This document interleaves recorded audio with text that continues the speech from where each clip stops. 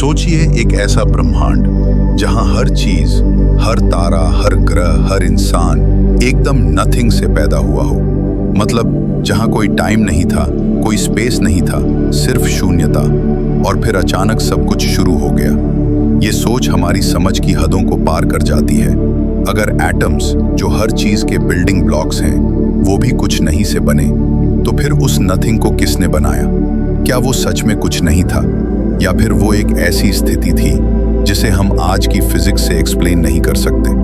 ये सवाल सिर्फ साइंस का नहीं, फिलॉसफी का भी है।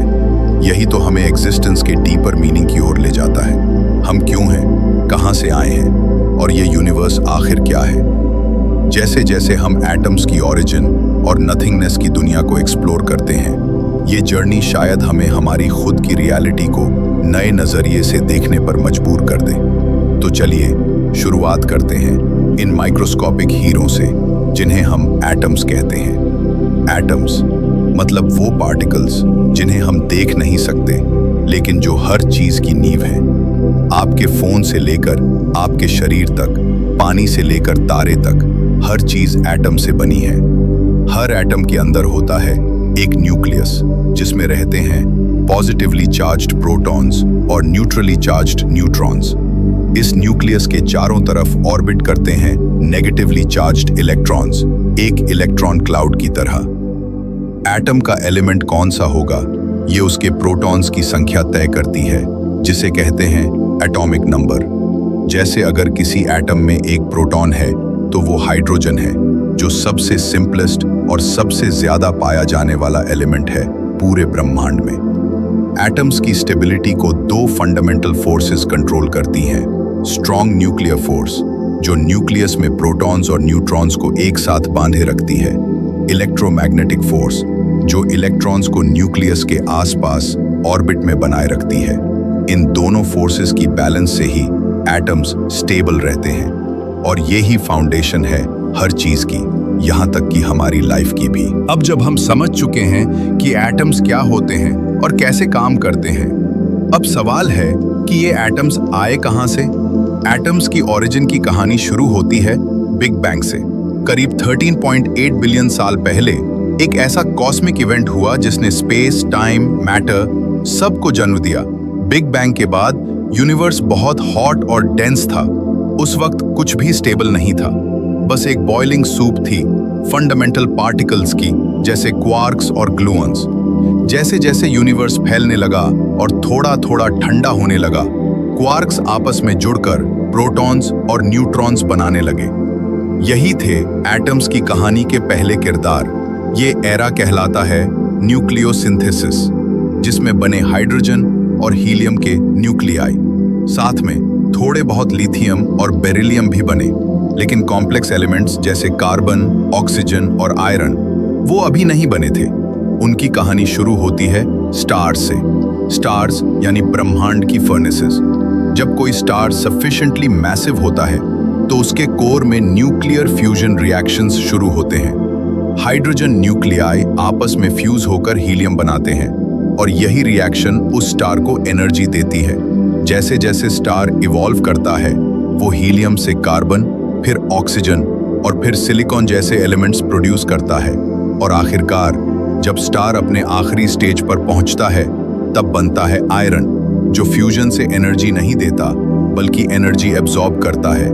यहीं से शुरू होती है स्टार्स की मौत और एक धमाकेदार एक्सप्लोजन, जिसे हम कहते हैं सुपरनोवा। सुपरनोवा के दौरान स्टार के अंदर बने सारे हैवी एलिमेंट्स आउटर स्पेस में फैल जाते हैं, और यही एलिमेंट्स आगे चलकर प्लैनेट्स, नए स्टार्स और इवेंचुअली हम सबको बनाने का काम करते हैं। अब तक हमने देखा कि स्टार्स सिर्फ रोशनी देने वाले चमकते गोले नहीं होते, बल्कि ये पूरे ब्रह्मांड के लिए एलिमेंट फैक्ट्रीज हैं। ये वही जगह है जहां लाइटेस्ट एलिमेंट्स जैसे हाइड्रोजन और हीलियम फ्यूज होकर हेवियर एलिमेंट्स जैसे कार्बन, ऑक्सीजन और आयन बनाते हैं। लेकिन स्टार्स की कहानी सिर्फ यहीं खत्म नहीं होती। असली धमाका तो तब होता है जब एक मैसिव स्टार अपना पूरा न्यूक्लियर फ्यूल इस्तेमाल कर चुका होता है। उस वक्त वो स्टार एक सुपरनोवा में एक्सप्लोड करता है, एक ऐसा विस्फोट जिसकी एनर्जी कुछ पलों के लिए पूरी गैलेक्सी से भी ज्यादा होती है। और इस एक्सप्लोजन में स्टार का सारा मटेरियल, वो भी जो उसने मिलियंस ऑफ ईयर्स में फ्यूजन से बनाया था, अंतरिक्ष में दूर दूर तक बिखर जाता है। यही वो पल है जो हमें और इस पूरी पृथ्वी को इनडायरेक्टली शेप करता है, क्योंकि यही सुपरनोवा रेमनेंट्स जब स्पेस में फैलते हैं और फिर ग्रेविटी की वजह से कंडेंस होने लगते हैं, तो वहीं से बनते हैं गैस क्लाउड्स, जिन्हें हम नेब्यूला कहते हैं।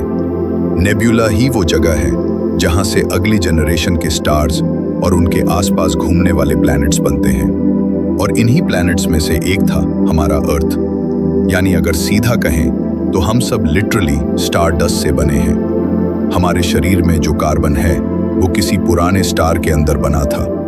हमारी हड्डियों में कैल्शियम, हमारे खून में आयरन, ये सब किसी सुपरनोवा की देन है।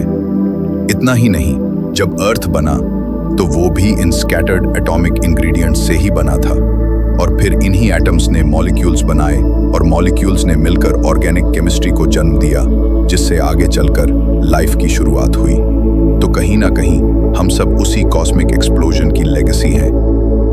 अब ये तो हम जान गए कि एटम्स कैसे बने, स्टार्स में फ्यूजन कैसे हुआ और मैटर कैसे फैलकर नए प्लैनेट्स और लोगों का हिस्सा बना। लेकिन अब असली सवाल फिर से वही उठता है, ये सब शुरू कैसे हुआ? क्या बिग बैंग ही पहली घटना थी और उससे पहले कुछ था भी या नहीं? यहीं से हम एक और गहरे सवाल की तरफ बढ़ते हैं कि एटम्स का अल्टीमेट ओरिजिन क्या है, यानी वो पहला पॉइंट जहां से सब कुछ शुरू हुआ।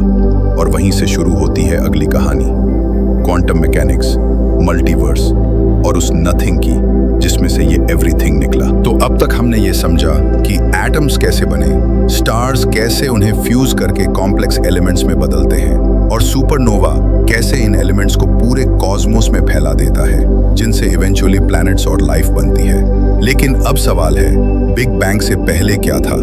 ये वही सवाल है जो आज के सबसे ब्रिलियंट साइंटिस्ट को भी रातों की नींद नहीं लेने देता।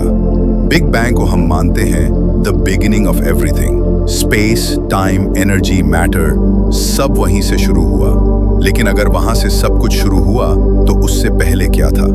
अब यहां से शुरू होती हैं थियरीज, ऐसी आइडियाज जो शायद इमेजिनेशन से भी बड़ी लगे। मल्टीवर्स हाइपोथेसिस सबसे इंट्रीगिंग थियरी है। इसके अनुसार हमारा यूनिवर्स अकेला नहीं है, बल्कि ये तो बस एक बबल है, एक इन्फिनिट कॉस्मिक ओशन में, जहां ऐसे अनगिनत बबल्स यानी यूनिवर्सेस और भी मौजूद हैं। हर यूनिवर्स के अपने अलग लॉज हैं, अलग ग्रेविटी, अलग टाइम फ्लो, अलग पार्टिकल्स, यानी ऑल्टरनेट रियलिटीज। और हो सकता है कि बिग बैंग सिर्फ हमारे यूनिवर्स का स्टार्टिंग पॉइंट हो, लेकिन बाकी यूनिवर्सेस की अपनी अपनी बैंग्स हों। मतलब ये पूरा मल्टीवर्स एक एंडलेस साइकिल में चल रहा हो, जहां क्रिएशन और डिस्ट्रक्शन लगातार होता रहता है। अगर ये सच है तो हमारा ब्रह्मांड बस एक छोटी सी पॉसिबिलिटी है, एक इनफाइनेट पॉसिबिलिटीज वाले मल्टीवर्स में, कुछ नहीं से सब कुछ। दूसरी फैसिनेटिंग थियरी आती है क्वांटम फ्लक्चुएशंस की। क्वांटम फिजिक्स कहता है कि वैक्यूम यानी खाली स्पेस भी असल में खाली नहीं होता, वो भरा होता है एनर्जी फ्लक्चुएशन से, जहां वर्चुअल पार्टिकल्स हर वक्त पॉप इन और पॉप आउट होते रहते हैं। कुछ साइंटिस्ट्स का मानना है कि ऐसी ही एक फ्लक्चुएशन, एक टाइनी रैंडम डिस्टर्बेंस ने अचानक एक पॉइंट पर एनर्जी को जनरेट किया, जो एक्सपैंड होते होते एक यूनिवर्स बन गया। और यही था हमारा बिग बैंग। मतलब टेक्निकली हमारा यूनिवर्स कुछ नहीं से पैदा नहीं हुआ, बल्कि क्वांटम लेवल की ऐसी जगह से आया जो दिखने में खाली थी लेकिन एक्चुअली पॉसिबिलिटी से भरी हुई थी। इन थियरीज का कोई फाइनल प्रूफ तो अभी नहीं है, लेकिन ये आइडियाज हमारे सोचने का नजरिया ही बदल देते हैं। हमारी सबसे बड़ी डिस्कवरीज हमेशा ऐसे ही इम्पॉसिबल लगने वाले सवालों से शुरू हुई हैं। तो क्या हम कभी ये जान पाएंगे कि सच में बिग बैंग से पहले क्या था? शायद, लेकिन शायद नहीं भी, क्योंकि हो सकता है कि हमारी फिजिक्स की लिमिट्स वहां खत्म हो जाती हैं, जहां यूनिवर्स की शुरुआत हुई थी। अब तक हमने ब्रह्मांड की शुरुआत देखी, स्टार्स के अंदर एटम्स का बनना समझा और एक्सप्लोर किया कि बिग बैंग से पहले क्या हो सकता था। अब सवाल उठता है, ये सब हमें पता कैसे चला?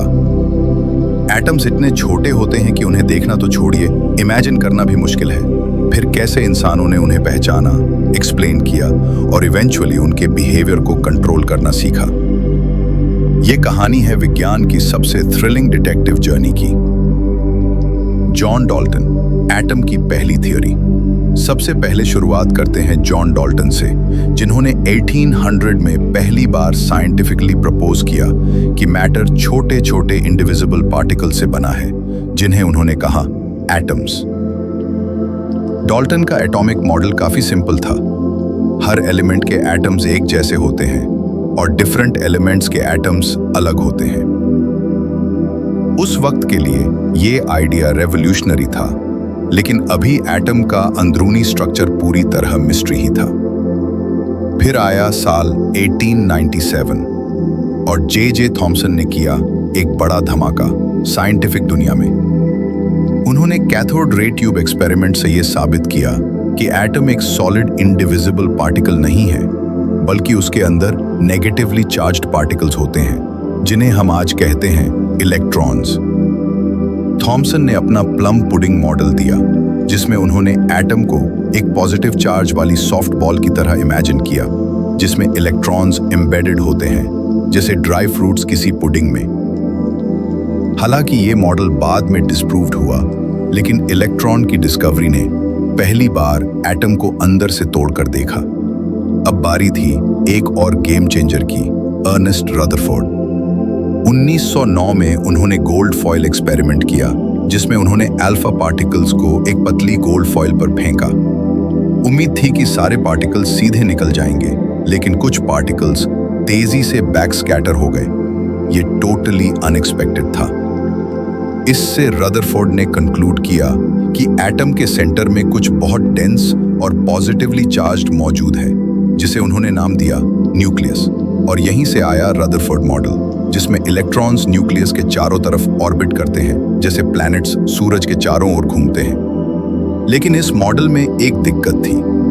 क्लासिकल फिजिक्स के हिसाब से इलेक्ट्रॉन्स को लगातार एनर्जी लूज करनी चाहिए थी और इवेंचुअली उन्हें न्यूक्लियस में क्रैश कर जाना चाहिए था, पर ऐसा होता नहीं है।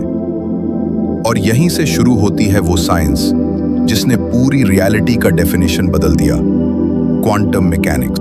तो अब तक की जर्नी में हमने देखा कि डाल्टन ने एटम्स को आइडेंटिफाई किया, थॉमसन ने इलेक्ट्रॉन की खोज की और रदरफोर्ड ने न्यूक्लियस की मौजूदगी साबित की। लेकिन अब एक बड़ी प्रॉब्लम सामने थी। रदरफोर्ड का मॉडल अनस्टेबल था। क्लासिकल फिजिक्स के हिसाब से इलेक्ट्रॉन्स जब न्यूक्लियस के चारों तरफ घूमते हैं तो उन्हें लगातार एनर्जी रेडिएट करनी चाहिए, और अगर ऐसा होता तो इलेक्ट्रॉन्स स्पाइरल करते हुए न्यूक्लियस में क्रैश कर जाते। मतलब थियोरेटिकली तो कोई एटम स्टेबल हो ही नहीं सकता था, लेकिन असल जिंदगी में एटम्स स्टेबल हैं। हम सब इसका प्रूफ हैं। तो फिर सच्चाई क्या है? नील्स बोर ने इस प्रॉब्लम को सॉल्व करने के लिए एटॉमिक मॉडल को क्वांटम अप्रोच से देखा। उन्होंने कहा, इलेक्ट्रॉन्स रैंडम तरीके से नहीं घूमते, बल्कि वो कुछ स्पेसिफिक फिक्स्ड ऑर्बिट्स में ही घूम सकते हैं। इन ऑर्बिट्स को उन्होंने कहा एनर्जी लेवल्स। बोर के मॉडल में इलेक्ट्रॉन्स तभी एक ऑर्बिट से दूसरे में जा सकते हैं जब वो एक स्पेसिफिक अमाउंट की एनर्जी एब्जॉर्ब या रिलीज करें, और ये एनर्जी फोटॉन के रूप में इमिट होती है। यानी अगर कोई इलेक्ट्रॉन हायर एनर्जी लेवल से लोअर पर आता है तो वो एक फोटॉन इमिट करता है, और उस फोटॉन की एनर्जी दो लेवल्स के डिफरेंस पर डिपेंड करती है। बोर का ये मॉडल हाइड्रोजन एटम के स्पेक्ट्रल लाइंस को परफेक्टली एक्सप्लेन करता था। जब हाइड्रोजन गैस को हीट किया जाता है तो वो कुछ स्पेसिफिक रंगों की लाइट इमिट करता है, जो उसकी एमिशन स्पेक्ट्रम में दिखाई देते हैं। बोर ने दिखाया कि ये स्पेक्ट्रल लाइंस एक्चुअली इलेक्ट्रॉन्स की एनर्जी लेवल जंप्स की वजह से होते हैं। इसने पहली बार ये समझाया कि एटम्स क्यों लाइट इमिट करते हैं और क्यों सिर्फ कुछ ही फ्रीक्वेंसीज की लाइट निकलती है, रैंडम कलर्स क्यों नहीं। बोर का मॉडल शानदार था, लेकिन एक कैच था। ये मॉडल सिर्फ हाइड्रोजन जैसे सिंपल एटम्स के लिए एक्यूरेट था। जैसे जैसे एटम्स कॉम्प्लेक्स होते गए, जैसे हीलियम, लिथियम या किसी भी heavy element, Bohr model fail होने लगा। Electron interactions, multi electron dynamics और रिलेटिविस्टिक इफेक्ट्स, ये सब बोर की थ्योरी से बाहर थे। लेकिन बोर का मॉडल एक फाउंडेशन बन गया, जिस पर खड़ा हुआ वो विशाल टावर, जिसे आज हम कहते हैं क्वांटम मैकेनिक्स। क्वांटम मैकेनिक्स ने सिर्फ एटम्स को नहीं एक्सप्लेन किया, इसने पूरी फिजिक्स और केमिस्ट्री को एक नई दिशा दी। आज की दुनिया में जो भी एडवांस टेक्नोलॉजीज हैं, जैसे लेजर, सेमीकंडक्टर्स और अब क्वांटम कंप्यूटिंग, ये सब इसी क्वांटम थ्योरी की देन है। लेकिन क्वांटम मैकेनिक्स ने हमें सिर्फ पार्टिकल्स की मूवमेंट नहीं सिखाई, इसने हमें यह भी बताया कि इलेक्ट्रॉन का अरेंजमेंट यानी उसका ऑर्बिट या एनर्जी लेवल किसी एटम की पूरी पर्सनैलिटी डिफाइन करता है। और यहीं से शुरू होती है वो अंडरस्टैंडिंग जिसने हमें पीरियोडिक टेबल और इलेक्ट्रॉन कॉन्फ़िगरेशन की दुनिया में ले जाया। साइंटिस्ट ने देखा कि एटम्स के अंदर इलेक्ट्रॉन्स एक खास पैटर्न में अरेंज होते हैं, स्पेसिफिक एनर्जी लेवल्स या शेल्स में। ये अरेंजमेंट इस बात पर डिपेंड करता है कि उस एटम में कितने इलेक्ट्रॉन्स हैं और वो किस शेल में फिट हो सकते हैं। जैसे पहले शेल में सिर्फ 2 इलेक्ट्रॉन्स हो सकते हैं, दूसरे में 8, फिर तीसरे में 18। और इसी पैटर्न के हिसाब से हर एटम की आउटर स्ट्रक्चर तय होती है। यही इलेक्ट्रॉन कॉन्फ़िगरेशन किसी भी एलिमेंट के केमिकल बिहेवियर का फाउंडेशन है। कुछ एटम्स होते हैं जिनके आउटर शेल पूरी तरह भर जाते हैं, जैसे नोबल गैसेस, तो वो रिएक्ट नहीं करते। लेकिन कुछ एटम्स ऐसे होते हैं जिनके आउटर शेल में इलेक्ट्रॉन्स कम होते हैं और वो तेजी से स्टेबिलिटी हासिल करने के लिए इलेक्ट्रॉन डोनेट या एक्सेप्ट करना चाहते हैं। इस रिपीटिंग पैटर्न को देखकर साइंटिस्ट ने पीरियोडिक टेबल डेवलप किया, जो सिर्फ एलिमेंट्स की लिस्ट नहीं है बल्कि इलेक्ट्रॉन बिहेवियर का मैप है। टेबल में एलिमेंट्स को उनके एटॉमिक नंबर के हिसाब से अरेंज किया गया है, लेकिन उससे भी ज्यादा इंपॉर्टेंट है कि सिमिलर प्रॉपर्टीज वाले एलिमेंट्स एक ही ग्रुप में आते हैं, जैसे सोडियम, पोटेशियम, रुबिडियम। ये सब एक जैसे बिहेव करते हैं क्योंकि इनके आउटर शेल में सिर्फ एक इलेक्ट्रॉन होता है। अब बात करें बॉन्डिंग की, तो एटम्स स्टेबिलिटी पाने के लिए इलेक्ट्रॉन्स शेयर करते हैं या ट्रांसफर करते हैं। जब 2 एटम्स इलेक्ट्रॉन्स आपस में शेयर करते हैं तो बनता है कोवेलेंट बॉन्ड। जैसे हाइड्रोजन और ऑक्सीजन मिलकर H2O यानी पानी बनाते हैं। दोनों एटम्स एक दूसरे के इलेक्ट्रॉन्स को शेयर करते हैं ताकि उनका आउटर शेल पूरा हो जाए। दूसरी तरफ होता है आयोनिक बॉन्ड, जब एक एटम इलेक्ट्रॉन देता है और दूसरा उसे लेता है, जैसे सोडियम और क्लोरीन। सोडियम अपना एक इलेक्ट्रॉन क्लोरीन को दे देता है, जिससे दोनों इलेक्ट्रिकली स्टेबल हो जाते हैं और इस तरह बनता है सोडियम क्लोराइड, जो कि हमारा आम टेबल सॉल्ट है।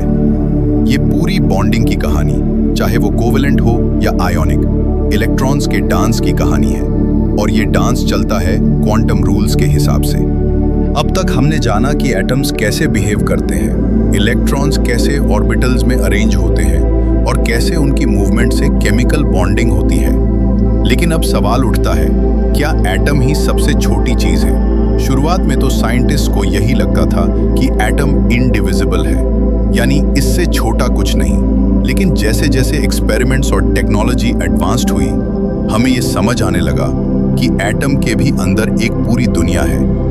एटम के सेंटर में होता है न्यूक्लियस, जिसमें होते हैं प्रोटॉन्स और न्यूट्रॉन्स। ये दोनों मिलकर एटम का लगभग पूरा मास बनाते हैं और ये पार्टिकल्स भी अपनी प्रॉपर्टीज रखते हैं। प्रोटॉन्स कैरी करते हैं पॉजिटिव चार्ज, जबकि न्यूट्रॉन्स इलेक्ट्रिकली न्यूट्रल होते हैं। लेकिन यहाँ ट्विस्ट ये है, ये दोनों भी फंडामेंटल नहीं है, यानी प्रोटॉन्स और न्यूट्रॉन्स भी तोड़े जा सकते हैं। और जब साइंटिस्ट ने उन्हें और गहराई से स्टडी किया तो उन्हें मिले इवन स्मॉलर पार्टिकल्स, जिन्हें कहते हैं क्वार्क्स। क्वार्क्स वो एलिमेंट्री पार्टिकल्स हैं जिनसे प्रोटॉन्स और न्यूट्रॉन्स बने होते हैं। एक प्रोटॉन में होते हैं 2 अप क्वार्क्स और 1 डाउन क्वार्क। एक न्यूट्रॉन में होते हैं 2 डाउन क्वार्क्स और 1 अप क्वार्क। इन क्वार्क्स को आपस में जोड़े रखने वाला फोर्स होता है स्ट्रॉन्ग न्यूक्लियर फोर्स, और उसे कैरी करता है एक और पार्टिकल, ग्लूऑन। ग्लूऑन को आप लूजली समझ सकते हैं जैसे एक ग्लू जो क्वार्क्स को एक साथ बाइंड करता है, और यही फोर्स है जो न्यूक्लियस को स्टेबल रखता है। वरना सारे पॉजिटिवली चार्ज्ड प्रोटॉन्स तो एक दूसरे को रिपेल ही कर देते। लेकिन सब एटॉमिक वर्ल्ड में सिर्फ मैटर ही नहीं होता, वहां एंटी मैटर भी मौजूद है। एंटी मैटर का मतलब होता है ऐसा पार्टिकल जो मैटर जैसा ही होता है लेकिन उसकी चार्ज उल्टी होती है। जैसे इलेक्ट्रॉन का एंटी मैटर वर्जन होता है पॉजिट्रॉन, जिसके पास पॉजिटिव चार्ज होता है। जब मैटर और एंटी मैटर मिलते हैं तो वो एक दूसरे को डिस्ट्रॉय करके प्योर एनर्जी में बदल जाते हैं। जिसे कहते हैं एनिहाइलेशन। अब सोचिए, अगर यूनिवर्स में मैटर और एंटी मैटर की मात्रा बराबर होती तो शायद कुछ भी एग्जिस्ट नहीं करता, सब कुछ एनर्जी में बदल गया होता। लेकिन ऐसा नहीं हुआ और आज यूनिवर्स मैटर डोमिनेटेड है। क्यों हुआ ऐसा? ये अब तक एक अनसॉल्व्ड मिस्ट्री है। सब एटॉमिक पार्टिकल्स को समझने के लिए साइंटिस्ट्स ने बनाए मैसिव मशीन्स, जैसे लार्ज हैड्रॉन कोलाइडर LHC, जो पार्टिकल्स को नियर लाइट स्पीड पर कोलाइड करते हैं ताकि उनके अंदर छुपे कंपोनेंट्स का पता लगाया जा सके। इसी तरह की स्टडीज से हमने हिग्स बोसॉन जैसे पार्टिकल्स को डिस्कवर किया, जो मैटर को मास देने में क्रूशल रोल निभाते हैं। यानी जितना गहराई में हम गए उतनी कॉम्प्लेक्सिटी सामने आई। एटम के अंदर क्वार्क्स, क्वार्क्स के बीच ग्लूऑन्स और एंटी मैटर के साथ बैलेंसिंग फोर्सेस, ये सब मिलकर उस रियलिटी को बनाते हैं जो हमें बाहर से सिंपल दिखती है। जैसे जैसे हम एटम के अंदर गहराई तक गए, हमने देखा कि हर चीज, चाहे वो इलेक्ट्रॉन हो या क्वार्क, सिर्फ स्टैटिक पार्टिकल नहीं है, उसके अंदर एनर्जी होती है। और इसी एनर्जी की कॉन्सेप्ट को पूरी तरह बदल दिया एक इंसान ने, एल्बर्ट आइंस्टाइन। आइंस्टाइन ने बताया कि मैटर और एनर्जी एक ही चीज के दो रूप हैं, और उन्होंने ये बात सिर्फ सोच के दम पर नहीं कही, उन्होंने इसे एक सिंपल लुकिंग लेकिन दुनिया हिला देने वाली इक्वेशन में बताया, E = mc²। इसका मतलब है एनर्जी E बराबर होती है मास m के multiplied by the square of the speed of light, c²। अब स्पीड ऑफ लाइट एक बहुत ही बड़ी संख्या है, करीब 300,000 किलोमीटर प्रति सेकंड। जब आप किसी भी छोटी सी मास को इससे मल्टीप्लाई करते हैं तो एनर्जी की क्वांटिटी अनइमेजिनेबल हो जाती है। यानी एक बहुत ही छोटा पार्टिकल भी अगर पूरी तरह एनर्जी में बदल जाए तो उससे इतनी एनर्जी निकलेगी कि वो एक पूरे शहर को रोशन कर सकता है। अब यही प्रिंसिपल यूज होता है न्यूक्लियर फिशन और फ्यूजन में। न्यूक्लियर फिशन वो प्रोसेस है जिसमें एक हैवी न्यूक्लियस, जैसे यूरेनियम या प्लूटोनियम, को छोटे न्यूक्लियाई में तोड़ा जाता है और इसी प्रोसेस में मास का थोड़ा सा हिस्सा एनर्जी में कन्वर्ट हो जाता है। यही एनर्जी रिलीज होती है न्यूक्लियर पावर प्लांट्स और एटॉमिक बॉम्ब्स में। दूसरी तरफ है न्यूक्लियर फ्यूजन, जो स्टार्स में होता है। दो हल्के न्यूक्लियाई जैसे हाइड्रोजन आपस में फ्यूज होकर एक हेवियर न्यूक्लियस बनाते हैं और इस दौरान भी एनर्जी रिलीज होती है। और यही एनर्जी हमें सूरज की रोशनी और हीट के रूप में मिलती है।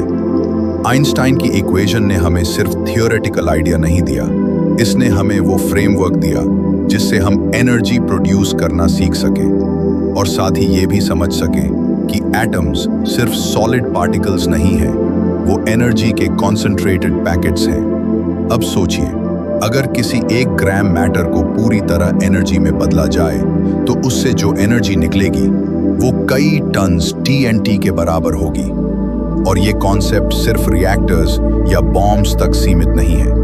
यही प्रिंसिपल फ्यूचर टेक्नोलॉजीज का बेस बन सकता है, जैसे फ्यूजन एनर्जी, जो थियोरेटिकली अनलिमिटेड और क्लीन पावर सोर्स हो सकती है। यानी मैटर और एनर्जी की ये ड्युअलिटी यूनिवर्स की एक सबसे पावरफुल और माइंड बेंडिंग रियलिटी है। जब हम इस पूरी जर्नी को पीछे मुड़कर देखते हैं तो लगता है कि एक छोटे से एटम को समझने की कोशिश हमें कहां ले गई।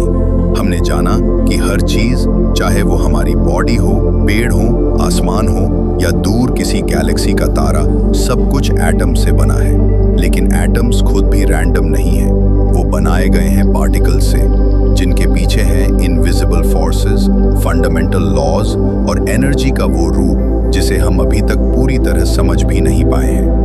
एटम सिर्फ एक स्ट्रक्चर नहीं है, वो एक प्रूफ है कि ये यूनिवर्स कितना प्रिसाइसली काम कर रहा है। और यही प्रिसिशन हमें ये सोचने पर मजबूर करता है, क्या ये सब सिर्फ एक्सीडेंट है या फिर इसके पीछे कोई डीपर लॉजिक, कोई हायर ऑर्डर या कोई हिडन ट्रूथ है। जब हम कहते हैं कि हम सब स्टारडस्ट से बने हैं तो वो पोएटिक लाइन नहीं है, वो साइंटिफिक फैक्ट है। हमारे शरीर का कार्बन कभी किसी डाइंग स्टार के कोर में बना था, हमारी बोन्स का कैल्शियम भी किसी एंशिएंट सुपरनोवा से आया है। यानी हम सिर्फ इस यूनिवर्स में एग्जिस्ट नहीं कर रहे, हम खुद यूनिवर्स के इवॉल्व वर्जन हैं। अब सवाल है, जब हम ये सब जानते हैं तो तो क्या ये नॉलेज हमें ज्यादा हम्बल बनाता है या और ज्यादा क्यूरियस?